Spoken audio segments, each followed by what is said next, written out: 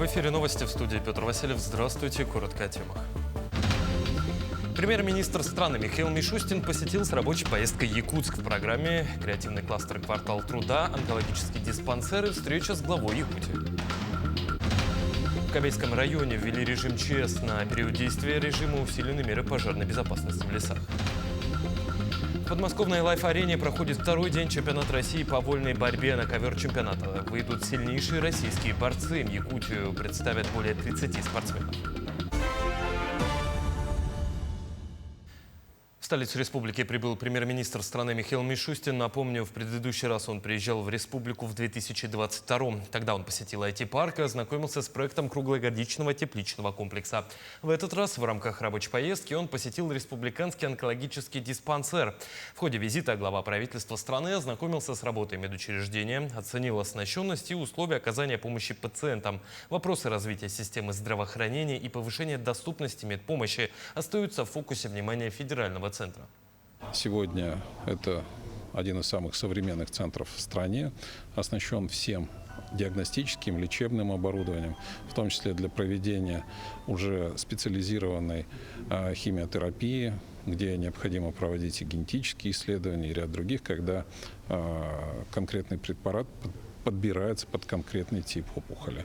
Ну и, конечно, здесь активное развитие идет телемедицинских технологий в регионе, информационные системы. Это значительно облегчает и постановку диагноза, и ведение пациентов.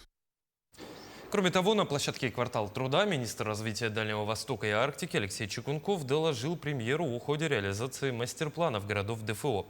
По его словам, все проекты утверждены правительством, и уже более 20% объектов от плана были созданы. Это и новые аэропорты, и общественные пространства, и важные образовательные объекты. При этом, по его словам, 84% жителей Дальнего Востока считают программу реализации мастер-планов полезной, а 2/3 граждан заметили изменения и улучшения к лучшему. Также Чекунков обратил внимание и на реализацию проектов в Якутии, отметив отдельно готовность ряда объектов. Очень важная работа, мастер-план, поручение президента мы ведем, изыскиваем финансирование, региональное, бюджетное, федеральное. И очень важно, конечно же, чтобы мы продумали, используя все инструменты, которые есть у государства, как облагородить свои территории, как создать условия для дальнейшего развития, как кластеризовать важные направления, которые так или иначе характеризуют наши регионы. К другим темам. В связи с задействованием более 50% лесопожарных формирований на тушение лесного пожара с 31 июля на территории Кобейского района республики введен режим чрезвычайной ситуации муниципального характера. На период действия данного режима усилены меры пожарной безопасности. Главам населенных пунктов рекомендовано мобилизовать дополнительные силы и средства на тушение, усилить работу патрульных и маневренных групп по выявлению нарушений, организовать информирование населения о лесопожарной обстановке, ввести в действие запрет на выезд в лес. Жители и гостей района просят строго соблюдать правила пожарной безопасности и воздерживаться от посещения лесов до особого распоряжения.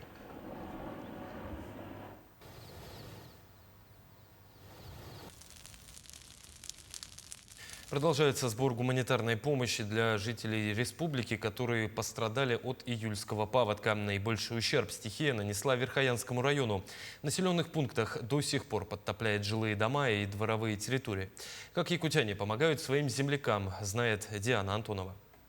Село Сайды стало одним из первых затопленных поселений Верхоянского района. По словам местных жителей, вода с реки Бытантай пришла так неожиданно, что спасаться пришлось в спешке. В результате многие семьи лишились личных вещей, автомобилей и предметов первой необходимости. Пострадали участки, фермерские хозяйства, огороды и скот. Последний раз эта река выходила в 1978 году, и после этого она вот так вот по-крупному не затапливала. И то, что сумели спасти люди, спасли, но сами только могли спастись, да, потому что очень-очень быстро это произошло. Паводок также нанес ущерб селам Цуардах, Долгалах, Баронук и городу Верхоянск. Однако земляки пострадавших не остаются в стороне. В Якутске активно собирают гуманитарную и финансовую помощь, а также адресные посылки. Пункт приема работает в ресурсном центре добровольчества республики по улице Орджоникидзе, 10. Кроме того, волонтеры ставят палатки для сбора на рынках города. На сегодняшний день денежными средствами собрано 1 800 000 рублей где-то, да? На собранные от наследников, от жителей республики деньги в основном мы выкупили это помпы, дренажные насосы, это электрообогреватели, это пушки, которые, да, вот сейчас же получается у нас очень короткое лето, вот июль заканчивается, август, остались считанные дни, сейчас людям надо высушиться, да, как-то подготовиться к зиме, это очень сложно. Ситуацию усложняет расположение подтопленных сел, к которым можно добраться только по воздушным путям. В транспортировке собранного гуманитарного груза помогает правительство республики, специальные службы и сами добровольцы. Наших земляков очень много, которые нам постоянно помогают. И в этом и перевозки, и когда вот сортировки, земляки наши помогают. И помогают наши волонтеры городские. У нас доставка идет таким образом, да, что по линии вертолетов МЧС идет отправка до городского поселения Батагай. Потом оттуда гумпомощь была доставлена. Уже всем нуждающимся раздали. Сейчас еще вот собираем тоже. На сегодняшний день в пострадавшие населенные пункты выполнено уже 2 рейса. На следующей неделе в понедельник планируется отправка еще около 3 тонн груза. Тем временем сбор средств продолжается. Диана Антонова, Айлита Махно, Якутск.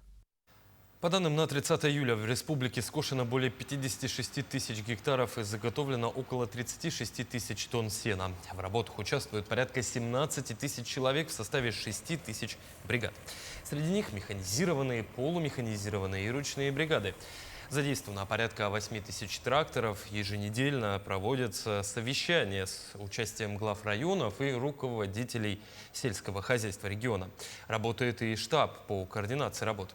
По всем прогнозам будет заготовлено около 400 000 тонн сена, это 95% от плана, а также 30 000 тонн силоса и 15 000 тонн сенажа. Жители поселка Нефтебаза Алекминского района подготовили обращение к президенту России из-за критической ситуации с теплоснабжением.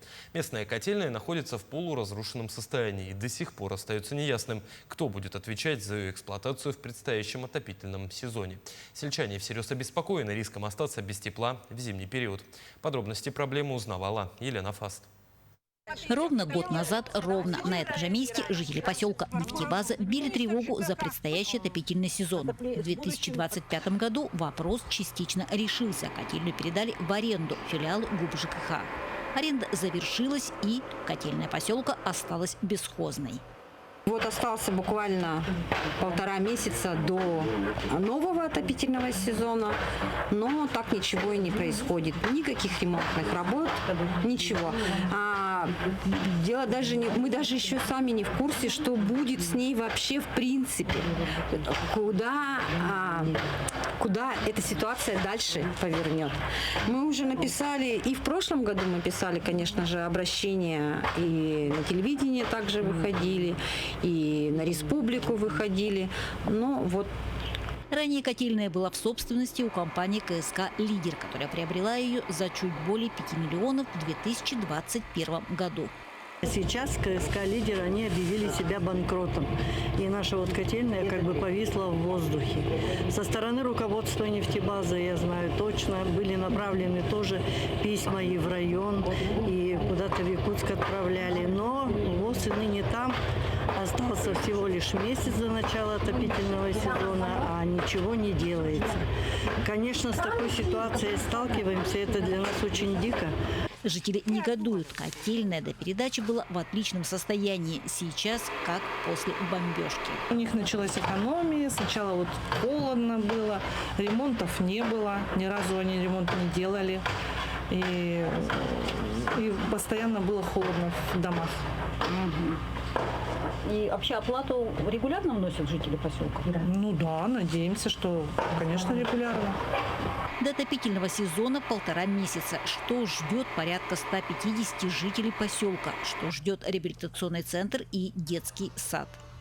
На сегодня жители активно собирают подписи. Письмо направляется ни много ни мало президенту России и Бастрыкину. Вынуждены теперь мы уже обращаться на Россию, чтобы этот вопрос был решен. Елена Фаст, Алекминск. Уроженец Усть-Алданского района Константин Местников осваивает технологию по обработке тротуарных плит. Необходимое оборудование он приобрел с помощью средств социального контракта и уже за месяц обучился делать тротуарные плиты на 2 разных формах. Помимо этого постелил тротуаром свой собственный двор. Местников отец 2 детей, ну а в Усть-Алданском районе всего с начала этого года соцконтрактом воспользовались 29 семей.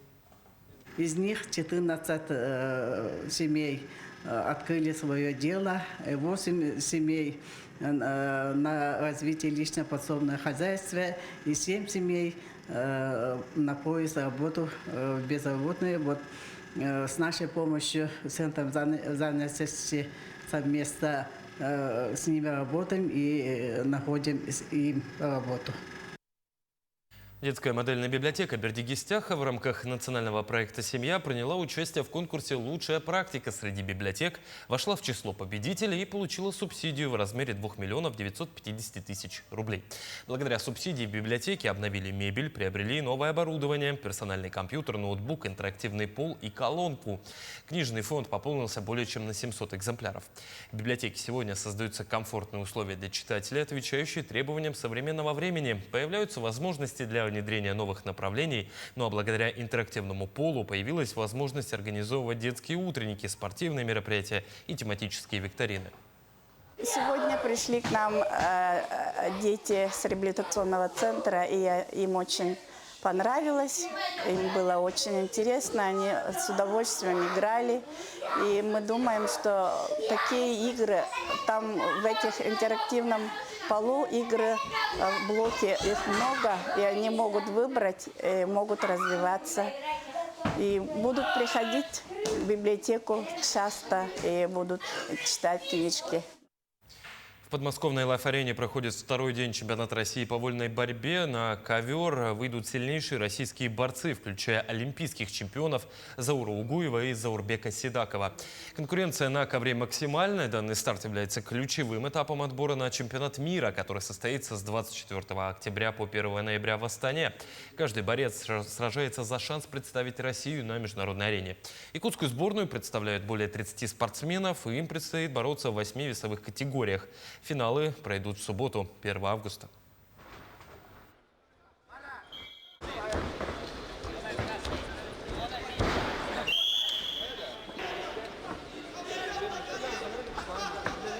На ковре победил Константин Капрынов.